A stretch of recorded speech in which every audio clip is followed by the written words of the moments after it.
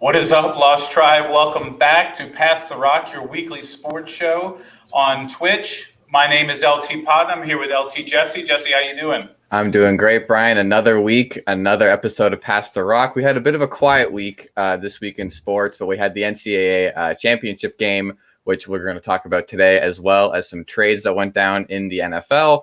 And then we're also going to sprinkle in a little bit of fun NBA trivia. And so let's get right into it. Let's talk about the NFL, the latest trade, Sam Darnold to the Panthers. What do you think of this trade for either side? Yeah, so you had to know it was coming from the Jets side. You know, they have the second overall pick. Sam Darnold was a top 3 pick a couple of years ago. You know, something's going to have to happen there. I was actually surprised the Panthers were the team. They signed Teddy Bridgewater last year. Not that you thought that was a super long-term commitment with Teddy Bridgewater, but I hate to see it that quickly change for him, being a former Saint. But in the NFC South, I kind of like seeing Sam Darnold come down here. Not a super mobile quarterback. It'll be interesting to see how they use him. You know, Joe Brady, who used to be with the LSU Tigers, the New Orleans Saints, definitely a high-flying pass all around. It'll be interesting to see how Darnold kind of fits into that mold. Obviously he's got a running back down there in the Panthers, and whatever he does, he's going to be more successful than he was with the Jets. But where do you see that from the Jets side and from the Panthers side? Well, from the Panthers side, I love this for Sam Darnold. I think it's kind of a fresh start for him. He really had no chance to win with Adam Gase and the Jets. I mean, he's reunited with Robbie Anderson as well as DJ Moore, Christian McCaffrey, arguably the best running back in the NFL. So he's got a lot of weapons on his side now. So I'm ready to see him play. I mean, we've seen flashes of raw talent, making some like nice sidearm throws. He's got a little bit of speed to him as well. He was the 3rd overall pick, just 2 years ago. So the fact that the Panthers can get a 3rd overall quarterback for a 6th rounder and a 2nd and 4th rounder next year, I think it's a great trade for them. Now they don't have to focus on a quarterback in this year's draft, even though there's a ton of quarterbacks and they're picking within the top 10. So I think now they can focus on either addressing their offensive line or maybe the defensive side of the football. So I like this for the Panthers. I think they can stay out of the QB mix this year because who knows, like Zach Wilson could end up like Sam Darnold two years from now, if he ends up going to the Jets, if they take him at 2. So for the Jets, I mean, they get rid of Sam Darnold. They can now focus on taking either Zach Wilson, Justin Fields, Mac Jones, Trey Lance, whoever they want to take. LT Video Aaron says it's going to be another wasted Jets pick, whoever they end up taking. I mean, I think it's good that the Jets get rid of Darnold. I don't see any future with them together. So I like this more for the Panthers than I do the Jets because now the Jets are going kind of all in on another rookie quarterback again. Yeah, the Jets, who knows what's going on there. They don't even get a number 1 back in either year for a number 3 overall pick. That's pretty rough. I like to think of Darnold similar to Kerry Collins, former Panthers quarterback. Big arm, not very mobile, and we'll see how he grows. If he grows into that position, he can be a decent pocket passer. Like you said, he's got a ton of weapons around him. He can do something with that, especially in the NFC South. But, we'll see how it goes. I don't hate Darnold coming into my division as a Saints fan. It could have been a lot worse. But I also think the comparisons to Patrick Mahomes that we're hearing, about Zach Wilson are a little too early. He made an unbelievable throw in a pro day where everybody's wearing shorts. I don't know where that really leads, but if you're the Jets, there's too much hype that you're either going to have to trade out of that spot if you don't like Wilson or, take him. I think they might just have to take him and ride with it. I do agree that there's a little too much hype around these quarterbacks. We haven't seen too many success stories about first-round quarterbacks in the last few years. I mean, Lamar Jackson, who got taken at the very end of the round, is kind of one of the only ones that comes to recent mind. I mean, I don't know if we can call Baker Mayfield a success story yet. And then, when you think of Marcus Mariota, Jameis Winston, we're also up there. Not many great quarterbacks in the first round that are consistently, playing 3-4 years later. I'd say Josh Allen, even it took him a few years to really get going. So I don't know. Yeah, the last big draft was like the Mahomes year, right? Mm-hmm. Taking the number 2 overall pick, Mitch Trubisky, out of it. That was the last big year. You had the year with with Carson Wentz and the Rams quarterback, who's now the Lions quarterback, Jared Goff, which really led to zero. We'll see with their new teams this year what that ends up being. But yeah, Dak Prescott's a good one. But has he won anything? Not really. He was not Mayfield a first round has a playoff win. Let's Dak remember. Prescott, yeah, go ahead. Dak Prescott was not a first round pick. He was a third or fourth round pick. Right. Later on, yeah, he's like a Russell Wilson type, third, fourth round pick. And then, let's not take Baker Mayfield too much in the negative area. He did beat the Pittsburgh Steelers in the playoffs last year, so he's got that going for him. Yeah, we definitely can't let the Steeler fans in our community ever forget about that one. Exactly. So, but yeah, no, I think it's a great trade for Carolina. I think they win it early. We'll see if they win it long term. But, just looking at a few of the mock drafts coming out, it's amazing to see, it's very rare you see 4 quarterbacks being taken 1 through 4. This one I'm looking at now on NFL.com has Zach Wilson going 2 to the Jets, Mac Jones, number 3 to the 49ers, which to me is way too high, maybe even a round too high for Mac Jones. And then you have Atlanta at 4. I think the best thing for Atlanta to do, not that they would take any advice from a Saints fan like me, would be to trade out of that pick. They have multiple needs all over the place. Matt Ryan's still there. They do need to be shopping for Matt Ryan's replacement. As a Saints fan, I can tell you that, we waited way too long to do that, and they should probably be looking in that area. But trading out of 4 with so much interest in all the quarterbacks, this is their time to grab multiple number ones or, something like that over several years and build that team back up. Yeah, I mean, the Falcons picking at number 4 right now, they're in a bit of a tough spot because they could end up in a situation where Kyle Pitts, who's arguably like one of the best tight end prospects ever, falls to them. And they just got Hayden Hurst last year, who was a first-round pick in 2018. And he was all right for them. He wasn't outstanding.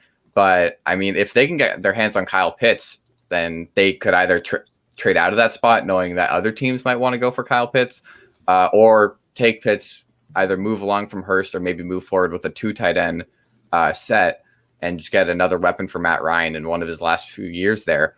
But it is a tough spot to be picking if you're Atlantic. And I agree with the Mac Jones at 4 is ridiculous. Like, I don't think he should be in the top 10. I don't think even like the top 15 could be generous. Like, he could fall all the way to the Patriots. I don't know if that's necessarily a good thing or not, but I mean, the fact that people are talking about like 5, 6, even like 8 quarterbacks going in the first round, like, it's ridiculous. Like, yeah, I see in the comments here, Kyler Murray's an example. Again, people saying Baker Mayfield, Josh Allen, like, how many quarterbacks got taken in those draft classes and how many, I mean, Kyler Murray was the number 1 pick, right? Yep. And so is Baker Mayfield, and Kyler Murray, he's been good so far, and like, he improved a lot last year and things are looking up for him. He has a great offense now in Arizona, but like, these are select quarterbacks we're talking about. And it's funny because no one's even talking about Trevor Lawrence, since it's just been assumed since the day that the Jets won that second game that he was going to be a Jaguar. So no one's really been talking about him much, even though, he's the undisputed number 1 pick. Yeah, it's a ton of quarterbacks, and all these quarterbacks being listed, great picks over the last couple of years. Let's look at the wins in the playoffs. Let's look at the meaningful seasons that they've had. Kyler Murray's an interesting, obviously he's a huge opportunity in fantasy to do well, but he has not won any really tough games just yet. So looking into that now, he's got a lot more weapons around him, especially, he's got some defensive help coming this year as well. But who is going to take that next step and be in that conversation like Rodgers and Breeze and Brady and Mahomes and all of them? I don't even know if it's Lamar Jackson, to be honest. That team gets where they can get because of the defense, and he's been very successful, but taking them, over that hump, like a Ryan Tannehill did a couple of years ago, even, just to give you an example. So it'll be interesting. I like the idea of, them taking Kyle Pitts. I think he's going to be an unbelievable tight end prospect. But let's not forget about Jamar Chase, an LSU guy, sat last year out with COVID, and 2 years ago broke every record and won the Biletnikoff Award as the best wide receiver in college football when LSU won their national championship. That's a huge weapon for any offense. It's not somebody I don't think Atlanta would take because of the number of receivers they already have. But, a lot of those teams at the top could definitely benefit from having more weapons. Yeah, and I've seen the Bengals or people talking about Joe Burrow wanting a reunion there with Jamar Chase, and the Bengals picking at 5. Like, that's a pretty high spot to take him at, especially when they need to really address their O-line, because it doesn't matter who you got downfield if you're getting hit 2 seconds, within the snap. So that's going to be interesting to see if the Bengals go O-line or if they decide to add another receiver. I mean, they lost AJ Green, which, frees up some space. They still have T. Higgins, who was a great rookie last year. So really building a young core there. And they're going to have Joe Mixon back healthy, so a little better for their offense. But again, Joe Mixon's a great running back. He couldn't do anything without their offensive line. I mean, he was one of the biggest letdowns in fantasy this year. And that could be part of the reason that Joe Burrow got injured. So I think, you need to keep Joe Burrow safe is your number one priority, because he was, your number one pick last year. I just think it's tough because you want to have these weapons, especially he has the chemistry. He went to LSU, but you got to address the O-line. O-line comes first, because that was the downfall of the Ravens in the playoffs last year. They had Lamar Jackson, but they can't do anything if you can't keep him safe. Well, it's interesting because we've already had several trades this year, which you never see this early before the draft happened. I think you're going to have a ton more in the first round. I think the first round is going to be wild this year. The offensive tackles and offensive linemen, usually you have one that'll go in the top 5 or so. This mock draft I'm looking at now, you have them like around 8 or 9. So it'd be interesting to see these teams like Cincinnati, like Atlanta, that could use help up front, that could, to protect their running backs, their quarterback, whatever. Do they do the smart thing, trade down, get more picks, maybe pick up that offensive lineman, or, go for broke and pick up a wide receiver or Pitts at tight end to be able to, try to score as they can. But you're right. Burrow got hurt last year. There was a lot of times before he got hurt where he's running for his life already and making plays. And I think he's going to be a great, successful quarterback from that standpoint, but you got to protect the guy. The question is, at the bottom of the draft, are there any quarterbacks that kind of fall to where a team 15 to 32 in that range can trade up and steal somebody?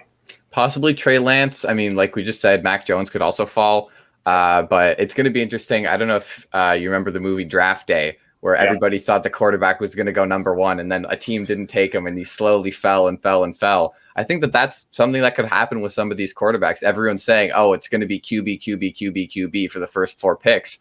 We might see some picks out of left field, or, some of those picks get traded. We still have 3 weeks until the draft, and draft night, a lot of stuff happens. So we might see some teams like completely move into the mix, move out of the mix. I don't think the Jags pick is going anywhere. Bubba's saying, Bill can do it. The Pats are looking at Trevor. I don't think the Jags are giving that up for really anything. Also, Bubba's saying that he thinks Trevor's going to need at least a year to have a winning season. Try 2 or 3. Yeah, exactly.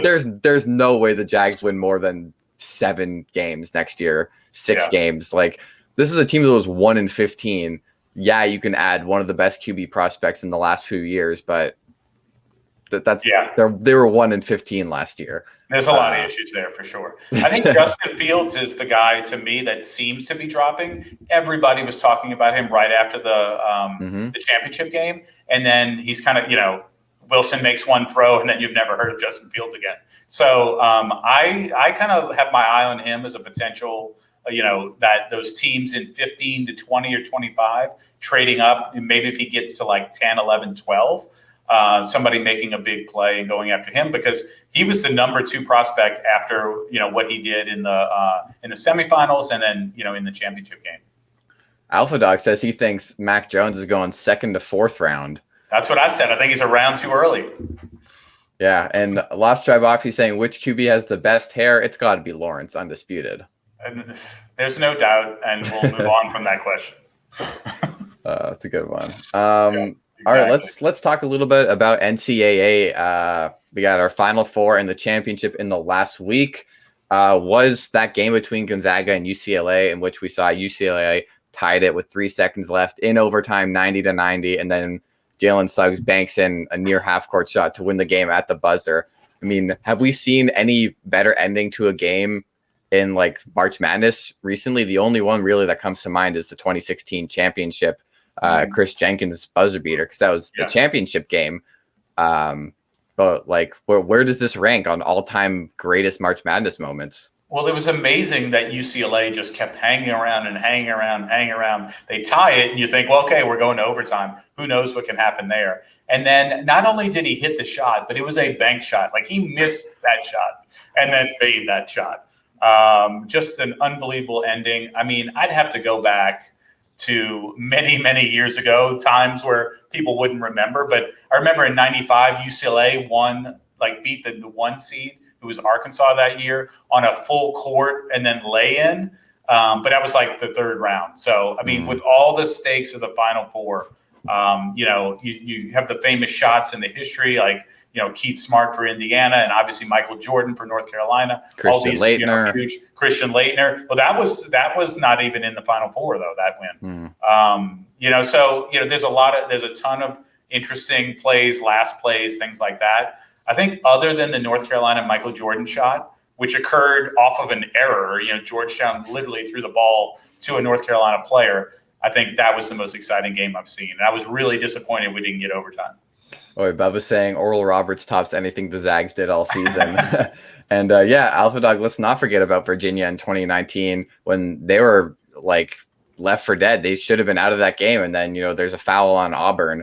I remember Auburn fans celebrating in the streets without realizing that they put time on the clock, and they put Kyle Guy on the line, and then they ended up winning the championship that year. Yep. I just think that with the context around this game, the perfect season on the line, which didn't end up getting completed, to move to 31-0, especially UCLA was such an underdog, being the 11th seed, and they fought their way to the Final Four, and then like you said, anything could happen in overtime. They were the closest anybody got to Gonzaga all year long.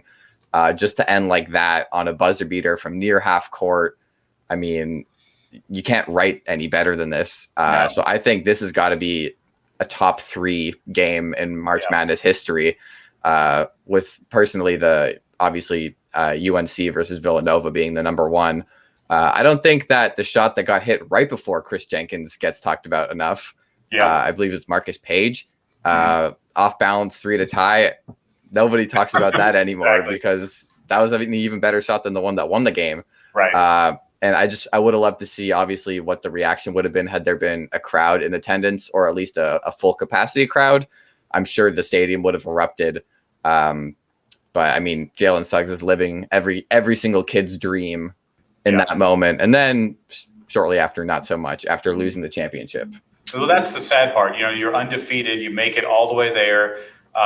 You get tested by BYU right before the tournament, and then you really get tested by UCLA, and you make that big shot. But it can't be fulfilling for him with the fact that they got annihilated in the championship. Like, that game was never close. I actually turned it on a few minutes late and was like, I've already missed this entire game. So that's pretty depressing. It's a pretty sad way to show up in the championship. And so I think we want to talk a little bit about, what are the most disappointing championship game performances you've seen, no matter what the sport is. So take us away. What do you got? Yeah, I mean, so starting with that Gonzaga-Baylor game, Gonzaga having the perfect season on the line. We've never really seen these completed perfect seasons. And I'll start with the Patriots and the Giants. A while back, a fella named David Tyree decided that it was his time to shine with the helmet catch. So I'd say as a Patriots fan, it was a disappointing finals Super Bowl because, this close to being 19-0, the perfect season.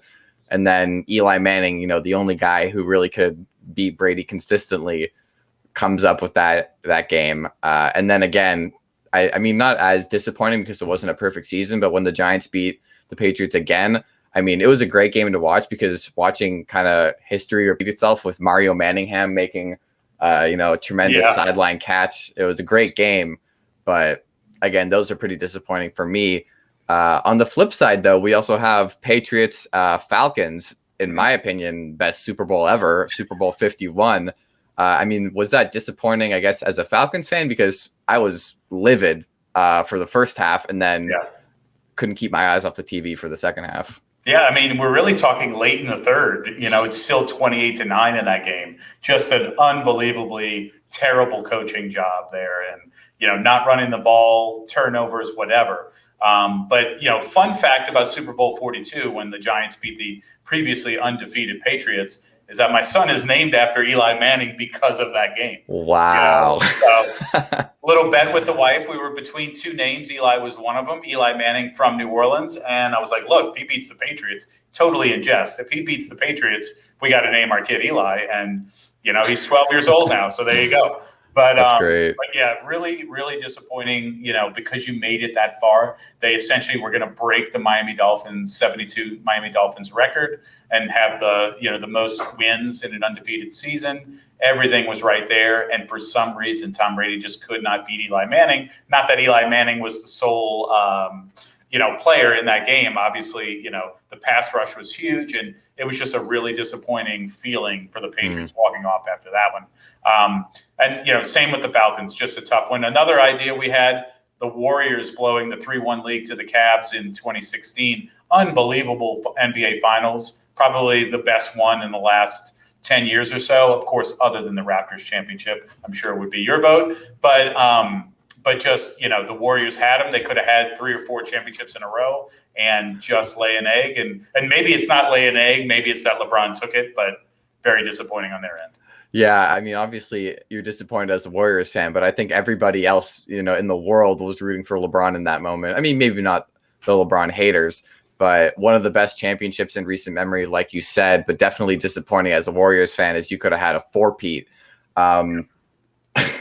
We see also the Cubs World Series Game 7.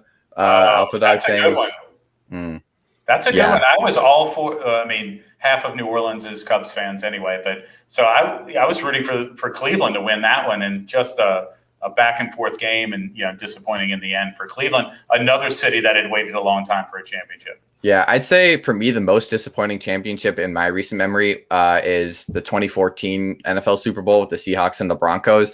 Peyton Manning is coming off possibly like the best MVP season ever. He set the record for most passing yards in a season, most passing touchdowns in a season. It was 55 touchdowns and 400 yards or even more than that. Second most pass completions ever. And then they get 43-8 in the Super Bowl. They were down 36-0. They gave up a fumble touchdown on the first play of the game. And Malcolm Smith was the MVP of the Super Bowl. So if that doesn't give it away enough, I mean, I remember just watching that Super Bowl in awe. It was the third largest point difference in Super Bowl history and the largest for an underdog. This was, Russell Wilson's first and only Super Bowl. But just disappointing, I guess, if you're a Peyton Manning fan. He had the perfect NFL MVP season and then just laid a goose egg in the Super Bowl. Yeah, you hate to see Super Bowls with that kind of point differential. I remember as a kid, it felt like every year, whoever was the NFC champion was going to win by 2025. That was a disappointing one. The one last year was really disappointing with the Bucs blowing out the Chiefs. You hate to see that, but you're right. Denver was just riding that.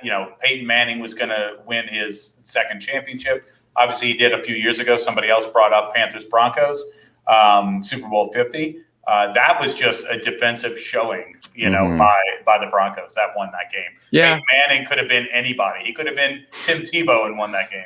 Yeah, and that was still a somewhat close game. And watching the Broncos defense, which the 2015 Broncos defense is one of the best in like the last 20 years.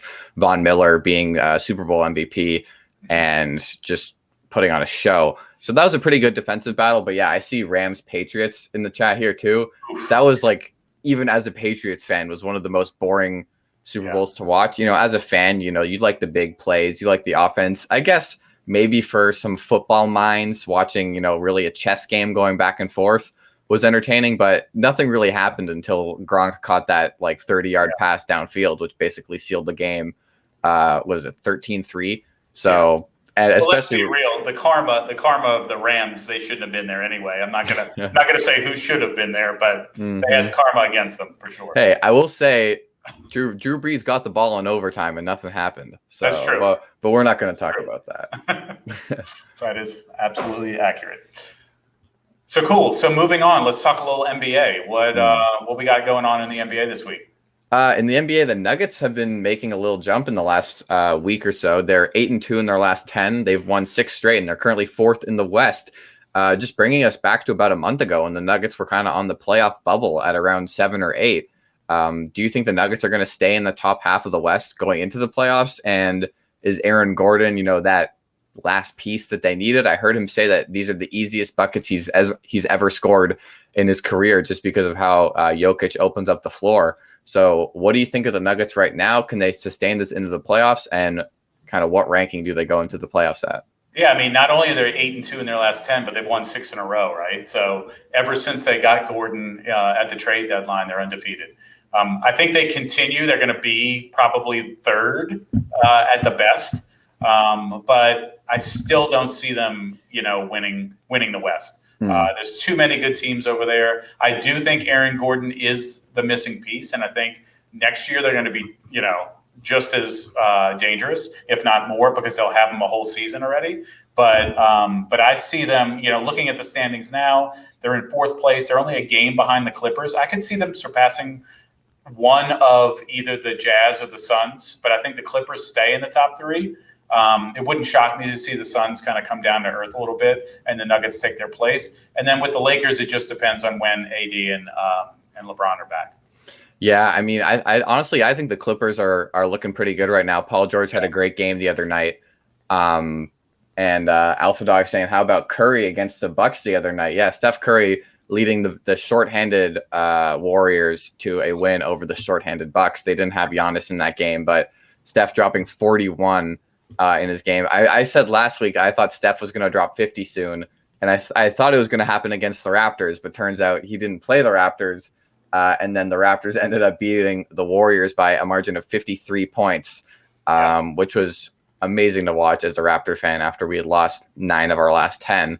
And in that game, funny enough, Gary Trent Jr. had a plus-minus of 54, which is the second highest ever. And I want to ask the chat, do we know who had the highest plus-minus in a single game ever? It was 57. Gary Trent's was 54. So we'll give you all a second to guess maybe who you think that is. 57. That's unbelievable. To be part of that, just first of all, you have to have quite a run, like when you texted me about that Raptors game, we're up by 50. Where do you ever see that? They were up by 60 at one point. It was 120 to 59. And they outscored them. I believe it was 70 to 28 in the second and third quarters. Yeah. The year, I believe it was 2017 or 2018. When the plus minus record was held. Devontae Graham, that's a good guess. All right. The answer to the question is Luke Mbah-a-Moute, plus 57 during James Harden's MVP season. Likely a game where Harden had around 50 or 60 points, but Luke Mbah-a-Moute, the highest plus minus in a single game in NBA history. And why don't we talk about a few other wacky NBA records that we got? I noticed, just the fact that Luke Mbah-a-Moute holds the highest plus minus ever in a game. We got a couple of people saying that they thought it was Giannis, Kareem, LeBron. I think where people are mistaken is they're thinking that person had to score all those points. And in the end, that's not what was happening at all. Matt said, he said Luke Mbah-a-Moute. It just didn't send. So some other wacky NBA records. Fastest foul out in NBA history, 3 minutes. Bubba Wells once fouled out of a game in under 3 minutes, fouling Dennis Rodman at basically every 27 seconds to send him to the free throw line because he was one of the worst free throw shooters in the league at that time. Yeah. So just 3 minutes. So basically, as long as we've been talking about Luke Mbah-a-Moute, he fouled out of an NBA game. That's a smart call. Rodman could not shoot free throws. Absolutely. Bubba saying, interesting basketball stat, less than 10 players have ever dunked in the WNBA. That's another good one. Did you know that Rasheed Wallace once had 41 technical fouls in an NBA season? So half a technical foul a game. Yeah, he's the reason why now if you get 16, you get, suspended for a game essentially, because he was just, obviously he had a lot of arguments with the referees. He had a lot of, play that was unbecoming of an NBA player, at least in some other NBA players' opinion. So that does not surprise me. Had that rule not been around with the 16 techs, I mean, obviously DeMarcus Cousins comes to mind, but Who else do you think has a chance to break that record? Definitely an unbreakable record now, but Yeah, no, Boogie is definitely where I would have gone just because I've seen him play, and you just know that it doesn't take much to get him over the hump to then do whatever he has to do to get a tech. Rodman got a lot of techs, but not 41 a lot of techs. So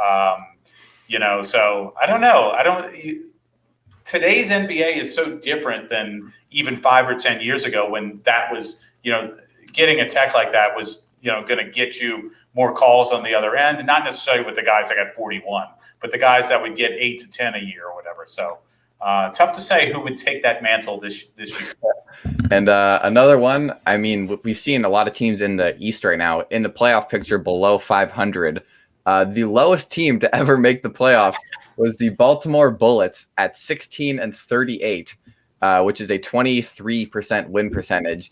Now, this was in 1952, and there was only 10 teams in the NBA. But if the Baltimore Bullets can make it at 16-38, I have hope for the Raptors, who sit at 20-30 right now, as well as the Bulls are in the picture, maybe even the Wizards. Who knows? Yeah, I mean, look, obviously, Baltimore Bullets, a team from the East. It's always going to happen in the East for some reason.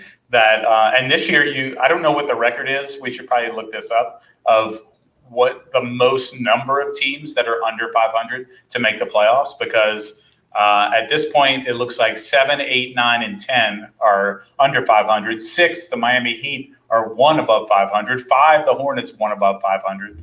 I don't know if anybody in the West really has a chance. I guess the 10th place team would have a chance of being under 500, and the Spurs at 9 are 24-24. So there's going to be a lot of teams under 500 with a chance. I mean, yeah, we've never seen 10 playoff teams before in a conference, and realistically, only 8 of them are going to make it because of the play-in series. But the Detroit Pistons have definitely done it a few times. When you said the Pelicans got swept by the Warriors that year, they were definitely around the 500 mark. Mm-hmm. I'm not sure if they were necessarily over or under, but it would be crazy to see 3-4 teams, get in at that. It kind of reminds me of what was it when? Was it the Seahawks who got in at 7-9 a few years ago, or the Broncos? I think the Tim Tebow Broncos got in at either 7-9 or 8-8. Yep. So there's hope. Yeah, the Seahawks were 7-9 and got to host a playoff game, and that's when the earthquake game happened and beat the Saints, who were the defending Super Bowl champions at that time. Wait, that must have been not that I remember that specifically. Yeah, I remember that specifically. So. And one last wacky NBA stat: Wilt Chamberlain once averaged more than 48 minutes a game in an NBA season. Mm-hmm. He averaged 48.5 because he didn't sit on the bench for a single minute of the entire season.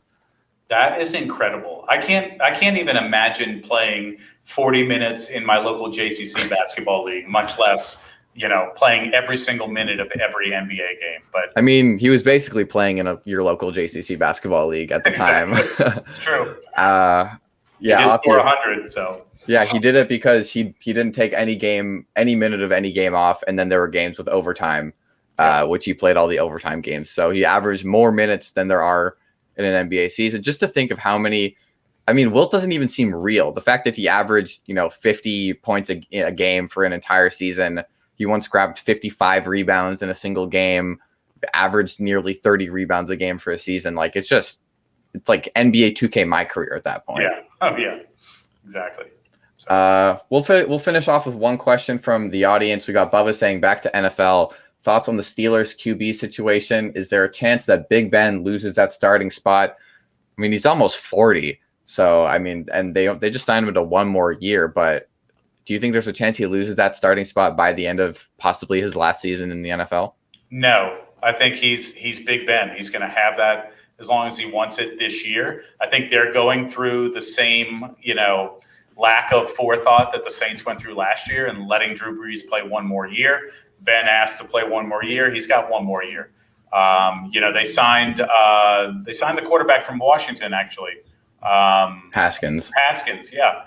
So, I think they're thinking they want to look at him as the quarterback of the future, obviously not committing to anything, but all these teams that have had these quarterbacks with, like Breeze and Rivers and Brady, obviously, Big Ben, even Eli Manning until he retired, they're all at the end of that run, and they just don't know how to, jump off that horse to find the new one. So I think he plays through this year. He doesn't get benched because of the fact that he's won 2 Super Bowls. With the Steelers, and then he's done. Yeah, and I mean, you got to look at it. Another example of a first round quarterback that did not pan out to anything is Dwayne Haskins. Yeah. So they were able to get him for basically nothing since he was released from Washington. So maybe they figured that they got nothing to lose, giving him a chance. Maybe a new environment, a better offense around him than they had in Washington. So maybe there's a chance. I don't think Big Ben would necessarily lose the job, because why would they sign him for one more year if they're just going to put him on the bench again?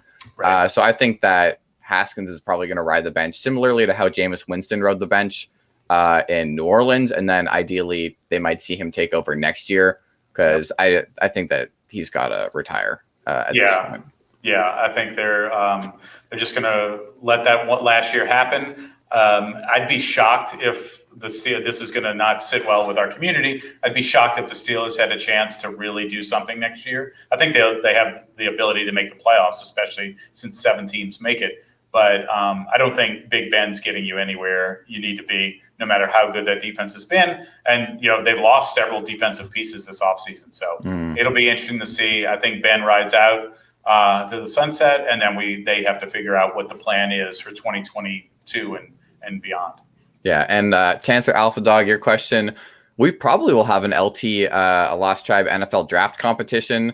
I don't see why not. That sounds like a great idea. Yep. And then I also see Bubba saying, who's better, the AFC North or the NFC West? NFC West. Who are we joking? You can't say that the division with the Bengals and now the Steelers and the Browns. I mean, the Browns are okay, but it's got to be the NFC West. I could see any team in there making the playoffs. Yeah, especially depending on what San Francisco does now that they've traded up to number 3.